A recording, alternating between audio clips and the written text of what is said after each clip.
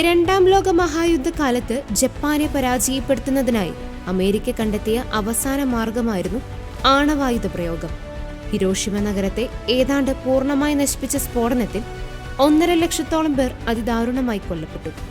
റേഡിയേഷന്റെ അതിപ്രസരണത്തിൽ 10,000-ലധികം പേർക്ക് പിൻകാലത്ത് ഗുരുതര ആരോഗ്യ പ്രശ്നങ്ങൾ ഉണ്ടാവുകയും ചെയ്തു.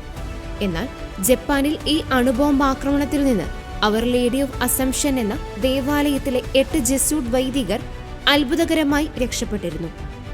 അന്നേ ദിവസം നാമാവശിഷ്ടമായ നഗരത്തിന് നടുവിൽ അവശേഷിച്ച ഒരേയൊരു ദേവാലയമാണ് അവർ ലേഡി ഓഫ് അസംഷൻ.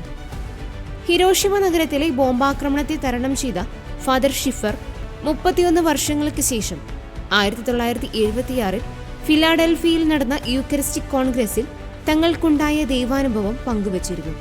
കർത്താവിന്റെ രൂപാന്തരീകരണ തിരുനാളായിരുന്ന അന്ന് ഞാൻ ജപമാല ചൊല്ലി പ്രാർത്ഥിക്കുകയായിരുന്നു. പെട്ടെന്ന് അതിഭീകരമായ ഇടിമിന്നലോട് കൂടെ ഒരു സ്ഫോടനമുണ്ടായി. ഞാൻ ചുറ്റും നോക്കി. ഒരു ദിശയിലും ഒന്നുമില്ല. റെയിൽവേ സ്റ്റേഷനും മറ്റു കെട്ടിടങ്ങളും നിലംപൊത്തി. എങ്ങും നിലവിളികളായിരുന്നു. ആ ഭീകരാന്തരീക്ഷം ഇപ്പോഴും എന്നെ ഭയപ്പെടുത്താറുണ്ട്. കത്തിയെരിഞ്ഞ നഗരത്തിൽ അവശേഷിച്ചത് ചിലർ മാത്രം. ദേവാലയത്തിൽ അവശേഷിച്ച ഞങ്ങൾ 8 വൈദികരെയും ദൈവം അത്ഭുതകരമായി രക്ഷപ്പെടുത്തി.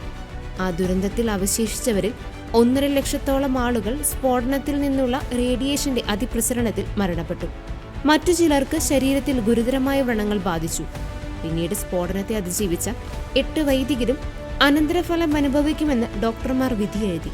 എന്നാൽ അവരുടെ ശരീരത്തിൽ റേഡിയേഷന്റെ യാതൊരു ദൂഷ്യഫലങ്ങളും വൈദ്യസംഘത്തിന് കണ്ടെത്താനായില്ല.